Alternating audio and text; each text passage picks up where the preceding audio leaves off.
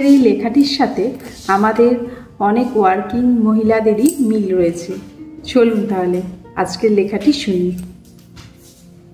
Maternity leave, কলমে শ্রাবন্তী মিস্ত্রি, কণ্ঠে চন্দ্রলেখা বোস। ভাই, মেয়ে হলেই ভালো হতো বুঝলি। মেটার্নিটি লিভ কাটিয়ে উঠতে না উঠতেই আবার ছুটি। তোমরা শুধু খেটে মরো। আমিও ভাই বাচ্চা নিয়ে বাড়িতে বসে থাকতাম। তারপর শুধু ছুটি আর ছুটি। তিয়াশা বুঝল ওকে উদ্দেশ্য করে কথাগুলো বলছে ওর কালিগরা। ধীর কণ্ঠে বলল, দাদা, দুদিন ছুটির দরকার ছিল। বাচ্চাটা অসুস্থ হয়ে পড়েছে। ম্যানেজার স্যার বললেন আপনাদের জানাতে। ছুটি যখন নেবেই জানিয়ে কি হবে আর? আমরা তো আর বলতে পারি না আসতেই হবে তোমায়। চুপচাপ বেরিয়ে এলো তিয়াশা। ও জানে মেটার্নিটি লিভ কাটিয়ে আসার পর সত্যিই মাঝে মাঝে ছুটি নিতে হচ্ছে ওর। মেয়েটার ঠান্ডা লাগার ধাত, তার ওপর প্রিম্যাচিওর বেবি। বাচ্চার চিন্তায় ঠিকঠাক কনসেন্ট্রেশন রাখতে পারছে না কাজে। ইনচার্জের থেকে ঝাড়ও খাচ্ছে রোজ। আজ তো ম্যানেজার স্যার বলেই দিলেন, তোমার কাজের দক্ষতা পুরোপুরি শেষ তিয়াশা। এইভাবে চলতে থাকলে এমন একটা ইম্পর্টেন্ট পদে তোমাকে রাখা আর সম্ভব হবে না। সিঁড়ি দিয়ে নামতে নামতে গাটা গুলিয়ে উঠল তিয়াশার।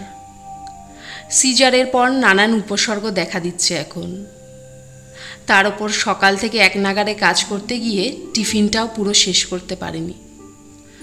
মাথা ঘুরছে দেখে একটা চেয়ারে বসল তিয়াশা। দেখল একটা কাপল বসে আছে, একে অপরের সাথে খুনসুটিতে মত্ত ওরা। মেয়েটা বলছে, আমি তো রান্না তেমন ভালো পারি না, তোমার মা রাগ করবে না তো আবার? ছেলেটা বলল, ধুর পাগলি, আমি আছি তো, দুজনে মিলে ঠিক ম্যানেজ করে নেব। তিয়াশা সবটা শুনে মনে মনে বলল, বিয়ের আগে আমিও এমনটা শুনেছিলাম। বিয়ের পর সব বদলে যায় বোন। তারপর চলল অটো স্ট্যান্ডের দিকে। অটোতে উঠে ভাবতে থাকলো আজ রাতে রান্না কি করবে ও। অটো থেকে নেমে বাজার সারল তিয়াশা। রিক্সাওয়ালা বলল, দিদি কোথায় যাবেন? তিয়াশা যাব না বলে হেঁটে চলল বাড়ির দিকে। দু হাতে দুটো ভারী ব্যাগ নিয়ে চলতে কষ্ট হচ্ছিল তিয়াশার। কিন্তু 10টা টাকা তো বাঁচবে। মেয়ে হওয়ার পর সংসারে খরচ বেড়েছে, ওর ভবিষ্যতের জন্য সঞ্চয় করতেও হবে। তিয়াশার বর জয়ের মাইনের বেশিরভাগ টাকা চলে যায় ফ্ল্যাট আর বাইকের লোনের কিস্তি মেটাতে। পুরো সংসার খরচা চালানোর দায়িত্ব তিয়াশার।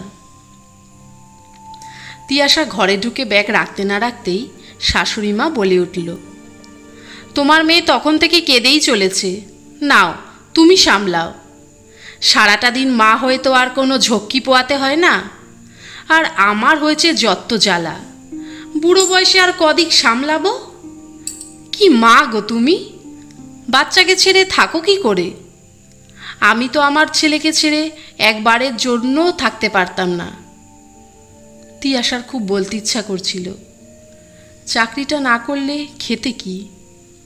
কিন্তু নিজেকে সামলে বলল, আমি তো একটা লোক রাখতে চেয়েছিলাম মা, তিন্নিকে দেখার জন্য, তুমিই তো রাখতে দিলে না। ওসব ছাড়ো, মায়ের দরদ কখনো মাসি বোঝে না। এবার চাকরি ছেড়ে বাচ্চা মানুষ করো। তিয়াশার দু চোখ ভরে জল এলো। এই মানুষটাই একসময় বলেছিল, তোমার বাচ্চা বড় করার দায়িত্ব আমার। আর আজ সব কিছু বদলে গেছে। রাতে তিন্নিকে কোলে নিয়ে রান্না করছিল তিয়াশা। জয়ের গলা শোনা গেল, কি গো এত দেরি হয় রান্না করতে? বললেই পারতে, বাইরে থেকে খেয়ে আসতাম। তারপর রান্নায় নুন বেশি নিয়েও দেখল স্বামী শাশুড়ি বেজায় বিরক্ত। তিয়াশা বলল, তিন্নির ডাক্তারের কাছে কাল সকালে অ্যাপয়েন্টমেন্ট আছে, তুমি কি সাথে যাবে? জয় বলল, একটা দিন সপ্তাহে অফ পাই, আর যেতে ইচ্ছা করে না। শাশুড়ি মা বলল, একটা দিন আমার ছেলেটা একটু ঘুমাবে না নাকি শান্তি করে? তিয়াশা বলল, তিন্নির প্যাম্পার্স পরে পরে পিছনে পুরো লাল লাল দাগ হয়ে গেছে। শাশুড়ি মা উঠে দাঁড়িয়ে বলল, তার মানে কি বলতে চাইছো? আমি ঠিক সময় চেঞ্জ করিনি প্যাম্পার্স? বাবু দেখ দেখ তোর বউ কি বলছে। হ্যাঁ, আমি তো তোদের চাকর। জয় বলল, তিয়াশা এক্ষুনি মায়ের কাছে ক্ষমা চাও। তিয়াশা বুঝতে পারল না ওর ভুলটা ঠিক কোথায়, তাও ক্ষমা চাইল। রাতে তিনি কেঁদে চলেছে ক্রমাগত। চোখের পাতা এক করতে পারল না তিয়াশা। অথচ ওকে হতবাক করে জয় বলল, প্লিজ বাইরে গিয়ে ওর কান্না থামাও, আমাকে একটু ঘুমোতে দাও। অফিসে অনেক স্ট্রেস গেছে আজ আমার ওপর দিয়ে। তিয়াশা যে কেমন আছে কেউ খোঁজ রাখেনি, একজন ছাড়া, সেটা তিয়াশার মা। ফোনের অপর প্রান্ত থেকে যখন মা বলেছিল, কী রে মা, শরীর কেমন আছে, খেয়েছিস সময় মতো? তিয়াশার মনে হয়েছিল তার কথা ভাবার জন্য অন্তত একজন তো কেউ আছে।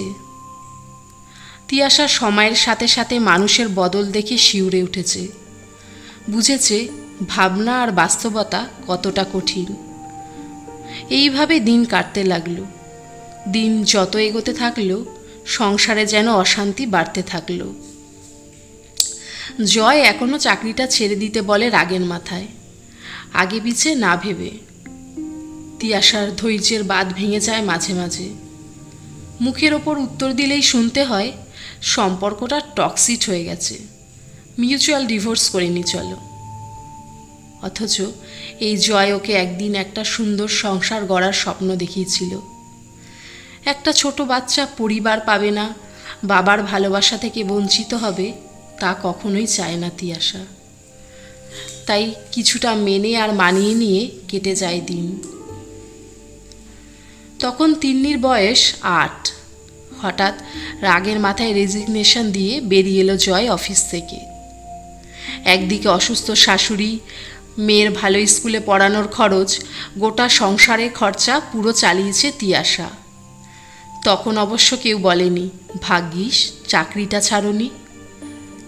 জয়ের নতুন চাকরিতে সেটেলড হতে মাস 7 লেগে গিয়েছিল সেবার। তারপর তিন্নি যত বড় হতে লাগলো, মাকে বলতে লাগলো যে তার মা তাকে সময় দেয়নি ঠিক মতো ছোট থেকে। এসব শুনে তিয়াশার ভীষণ কষ্ট হয়, কিন্তু সন্তানের থেকে শত কষ্ট পেলেও যে মুখ ফেরানো যায় না।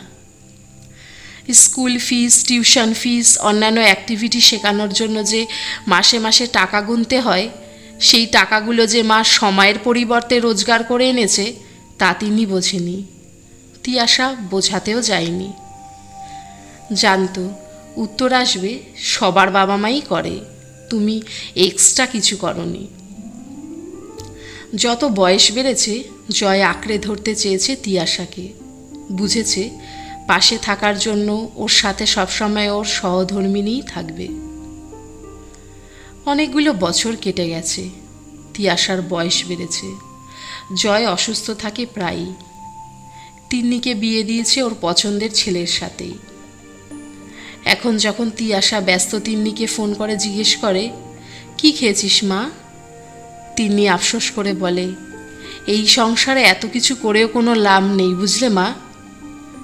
তিয়াশা বলে, আমি মেনে নিয়েছি বলে তোকেও মানতে হবে এমনটা আমি কখনো শেখাইনি তোকে।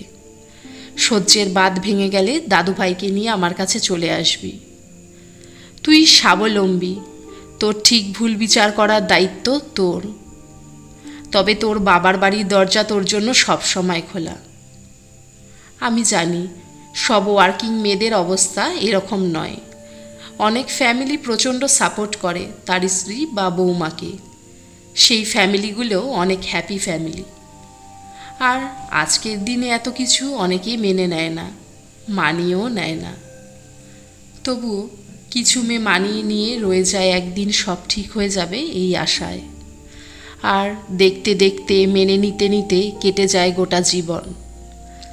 আজকের গল্পটা তাদের, যারা সারা জীবন সংসারের জন্য সর্বস্ব দিয়েও কদর পায়নি মোটেই, যাদের স্ট্রাগেলগুলোকে মনে রাখেনি কেউ। বিয়ের পর অনেক ওয়ার্কিং ওম্যানরাই এই ধরনের নানান রকম পারিবারিক সমস্যার সম্মুখীন হন। তো আপনারা যারা ওয়ার্কিং ওম্যান, তারা আপনাদের কর্মজীবন আর সংসার জীবন কিভাবে দুটোকে ব্যালেন্স করে চলছেন সেটা কমেন্ট বক্সে অবশ্যই জানাবেন। আর আমার এই পার্টটি যদি আপনাদের ভালো লেগে থাকে তাহলে অবশ্যই একটা লাইক, শেয়ার আর সাবস্ক্রাইব করে দেবেন। বাই।